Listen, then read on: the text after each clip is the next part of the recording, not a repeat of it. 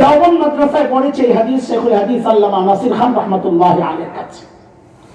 আমাদের এই দুই উস্তাদের উস্তাদ ছিলেন শেখুল আরব ওয়াল আজম হযরত হুসাইন আহমদ মাদানী নওয়ারাল্লাহু মারকাদা। তার উস্তাদ ছিলেন শেখুল হিন্দ মাহমুদ হাসান দেওবন্দি রাহমাতুল্লাহি আলাইহি। তার উস্তাদ ছিলেন ব্রিটিশ বিরোধী আন্দোলনের অন্যতম সিপাহসালার মুজাহিদ মিল্লাত দারুল দেওবন্দের অন্যতম প্রতিষ্ঠাতা কাসিমুল উলুম ওয়াল খায়রাত ইমাম কাসিম নানুতুবি রাহমাতুল্লাহি আলাইহি। তার উস্তাদ ছিলেন শাহ আব্দুল গনি মুজাদ্দিদ দেহলভী রাহমাতুল্লাহি আলাইহি। তার উস্তাদ ছিলেন শাহ মুহাম্মদ ইসহাক দেহলভী রাহমাতুল্লাহি আলাইহি। তার উস্তাদ ছিলেন শাহ আব্দুল আজিজ মুহাদ্দিস দেহলভী রাহমাতুল্লাহি আলাইহি। তার উস্তাদ ছিলেন শাহ ওয়ালিউল্লাহ মুহাদ্দিস দেহলভী রাহমাতুল্লাহি আলাইহি। তার উস্তাদ ছিলেন আবু তাহির আল মাদানী রাহমাতুল্লাহি আলাইহি। তার উস্তাদ ছিলেন ইব্রাহিম কুরদি রাহমাতুল্লাহি আলাইহি। তার উস্তাদ ছিলেন আহমদ আল কুশাশি রাহমাতুল্লাহি আলাইহি। তার উস্তাদ ছিলেন আহমদ আশনাবি রাহমাতুল্লাহি আলাইহি। তার উস্তাদ ছিলেন মুহাম্মদ আল রমালি রাহমাতুল্লাহি আলাইহি। তার উস্তাদ ছিলেন যায়নুদ্দিন আল মিসরি রাহমাতুল্লাহি আলাইহি। তার উস্তাদ ছিলেন আহমদ ইবনে আলী আল হাজার আসকালানি রাহমাতুল্লাহি আলাইহি।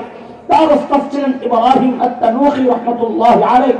তার উস্তাদ ছিলেন আবুল আব্বাস আল হাজ্জার রাহমাতুল্লাহি আলাইহি। তার উস্তাদ ছিলেন আবু আলী আজ-জুবাইরি রাহমাতুল্লাহি আলাইহি। তার উস্তাদ ছিলেন আবুল ওয়াক্ত আস-সিবজি রাহমাতুল্লাহি আলাইহি। তার উস্তাদ ছিলেন আবুল হাসান আদ-দাউদি রাহমাতুল্লাহি আলাইহি। তার উস্তাদ ছিলেন আবু মুহাম্মদ আস-সারাখসি রাহমাতুল্লাহি আলাইহি। তার উস্তাদ ছিলেন আবু আব্দুল্লাহ ফিরবি রাহমাতুল্লাহি আলাইহি। তার উস্তাদ ছিলেন মুহাম্মদ ইবনে ইসমাঈল ইমাম বুখারী রাহমাতুল্লাহি আলাইহি। তার উস্তাদ ছিলেন হুমায়দি রাহমাতুল্লাহি আলাইহি। তার উস্তাদ ছিলেন সুফিয়ান ইবনে ওয়াইনা রাহমাতুল্লাহি আলাইহি। তার উস্তাদ ছিলেন ইয়াহইয়া ইবনে সাঈদ আল আনসারী রাহমাতুল্লাহি আলাইহি।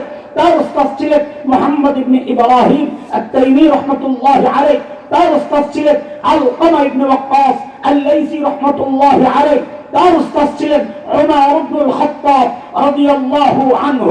তার উস্তাদ ছিলেন মুহাম্মদুর রাসূলুল্লাহ সাল্লাল্লাহু আলাইহি ওয়াসাল্লাম। এটা আমাদের গর্ব।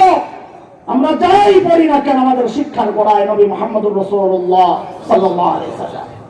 গর্ব তো করে, উপলক্ষের শেষ নাই। কিন্তু একটু বলেন তো, লেখাপড়া যা করছেন কোত্থেকে আসছে, গোড়া কোথায়? লজ্জা দেওয়ার জন্য, খোঁচানোর জন্য কথাগুলো বলছি না, আল্লাহকে সাক্ষী রেখে বলছি। শুধু অন্তরে আফসোসের আগুন জ্বালাইতে কথাগুলো বলছি, যাহারে কি করলাম, এই জন্য বলছি, লজ্জা দেওয়ার জন্য না। বিষয়টা না, এই গর্বের পরিচয় থেকে আপনি বঞ্চিত কেন হলেন? এই গর্বের পরিচয় দেওয়ার ঠিকাদারি মৌলবীরা আল্লাহর কাছ থেকে নিয়ে নেন নাই যে আপনারা দিতে পারবেন না। সুযোগ আপনাদেরও ছিল, কিন্তু পাচ্ছেন না কেন? কারা আপনাদেরকে বঞ্চিত করেছে? যাদেরকে খালি সুযোগ পাইলে সিল মারেন, ওই কুচক্রীরা যুগ যুগ ধরে আপনাদের সামনে এমন এক সিলেবাস রেখেছে, যে সিলেবাসে লেখাপড়া করে এই গর্বের পরিচয়টা দেওয়া যায় না। আরেকটা গর্বের পরিচয় থেকে আমাদেরকে বঞ্চিতের চেষ্টা হয়েছিল গত কয়েক বছর আগে। কি সেটা? আমরা কার সন্তান? ফাঁক দিয়ে একটু বলেন তো, কার সন্তান? আরে ভাই, একটু শব্দ বাড়ায় বলেন না, এটা তো গর্ব। না না না, একটু ছোট্ট শব্দ বলেন। বলেন, আমরা নবী আদমের সন্তান। কেন নবী বলবেন? একটা ছেলে, এমপির ছেলে, এমপির নাম আব্দুল্লাহ। ওই ছেলেকে যদি জিজ্ঞেস করা হয় তুমি কার ছেলে, কি বলবে সে? এমপি আব্দুল্লাহর ছেলে বলবে, তাই না? না আব্দুল্লাহর ছেলে বলবে। তো যে জিজ্ঞেস করছে সে বলবে দুনিয়ায় কত আব্দুল আছে, তুই কোন আব্দুলের পুত্র? জানে তাই জন্য এমপি ছাড়া বলবে না নিজের বাবার পরিচয়।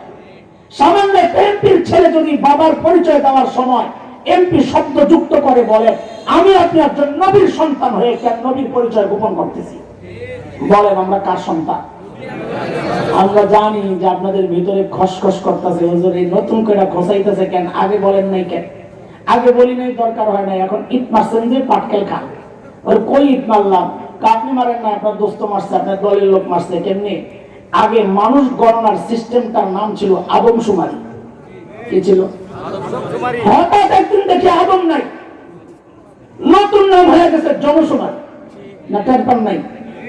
টের পাইবেন কি? আলু পচে, এটা নিয়ে প্যারেশান আপনারা, দাম কমে গেছে, এটা নিয়ে প্যারেশান। টের পাইবেন করতে এগুলা আপনাকে মাথা ব্যথার কারণ না। এই যে মানুষগুলা, তাদের মাথা আছে, ব্যথাও আছে। আপনাদের মাথাও নাই, ব্যথাও নাই। হিসাব সোজা রাগ করেন না। কোনদিন কাউকে জিজ্ঞেস করেছেন ভাই আদম কেন কাটলা? করেন নাই, করেন নাই। কেন কেটেছে জানেন? ছোট্ট করে বলি। এক বান্দর আছিল চিড়িয়াখানায়, বাংলাদেশের চিড়িয়াখানায়, 500-600 বছরের ইতিহাস তার।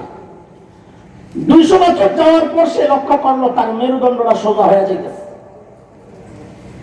আরো 100 বছর পর সে লক্ষ্য করলো তার শরীরের পশম টসম সব পরিষ্কার হইয়া সে দেখতে মানুষ মানুষ লাগতেছে। তখন সে একদিন বুদ্ধি কইরা চিড়িয়াখানার খাসার গেটের সামনে যাইয়া দাঁড়ায় দিছে একটা হুঙ্কার, কি বইলা? I am Zafar Iqbal. বান্দরে কি কয়? কথা বলে।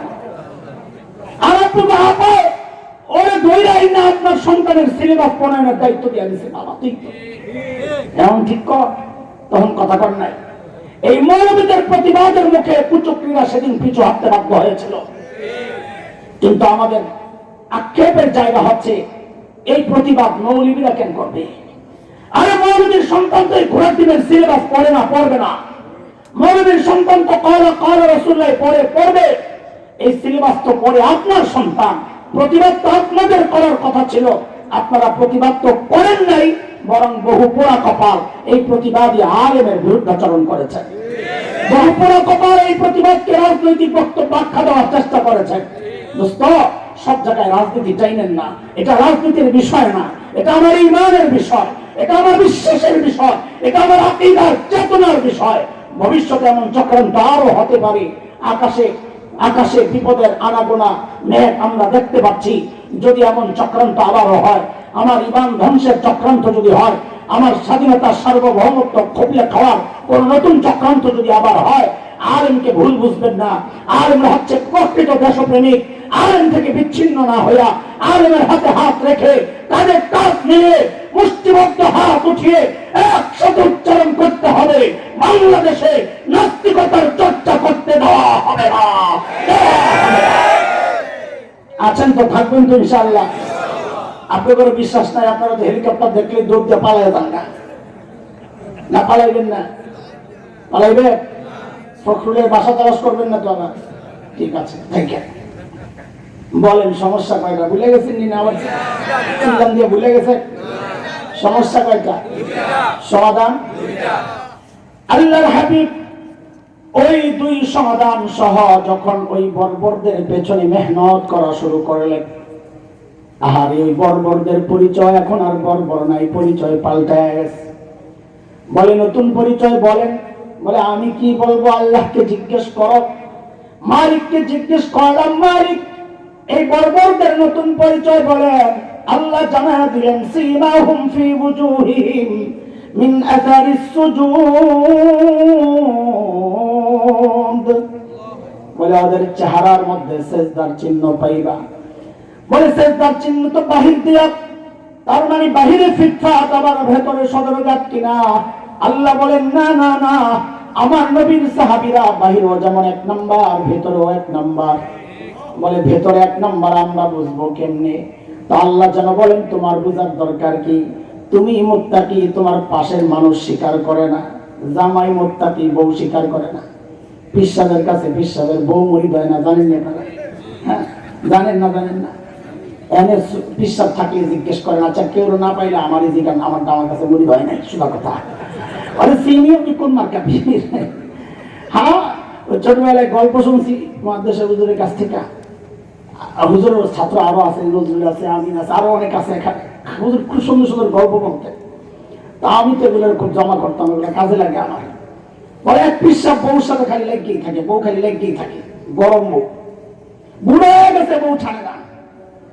একদিন পিসাব ঘরে ঢুকছে, বউ দিছে এক চিৎকার, আহারে আল্লাহ! পিসাব কাহারে আল্লাহ, যেভাবে আল্লাহ কইছে মনে হয় যেন ভিতরে আগুন জ্বলতেছে। হয়তো জ্বলতেছে না কে?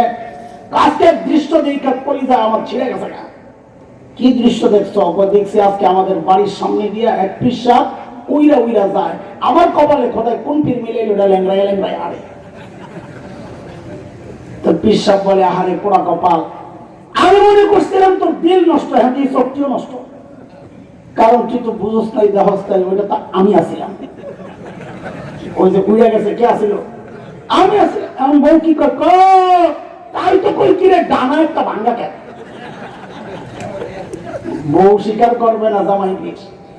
আল্লাহ কি বলেন, তুমি যে মুত্তাকি তোমার পাশের মানুষ স্বীকার করে না, আর আমার নবীর সাহাবীরা মুত্তাকি, আমি আল্লাহ নিজে সাক্ষী দিতেছি। কেমনে সাক্ষী দিলেন? আল্লাহ যেন বলছেন, আর কি বলছেন এটা বোঝার আগে আরেকটা কথা বুঝেন, যিনি পড়ান ফাইনাল পরীক্ষা তিনি নেন না আরেকজন নেন? হ্যাঁ, আল্লাহ যেন বলছেন আমার নবীর সঙ্গীদেরকে তাকওয়া পড়াইছেন, শিখাইছেন আমার নবী, আর পরীক্ষা নিয়ে দেখছি ওরা পাস করছে, পরীক্ষা নিছি আমি আল্লাহ নিজে। সূরা হুজুরাতের 3 আয়াত আল্লাহ বলেন, ইন্নাল্লাযীনা ইয়াগুদ্দুনা আসওয়াতাহুম ইনদা রাসূলিল্লাহ উলাইকা আল্লাযীনা ইমতাহানা আল্লাহু কুলুবাহুম লিত-তাকওয়া লাহুম মাগফিরাতুন ওয়া আজরুন আযীম।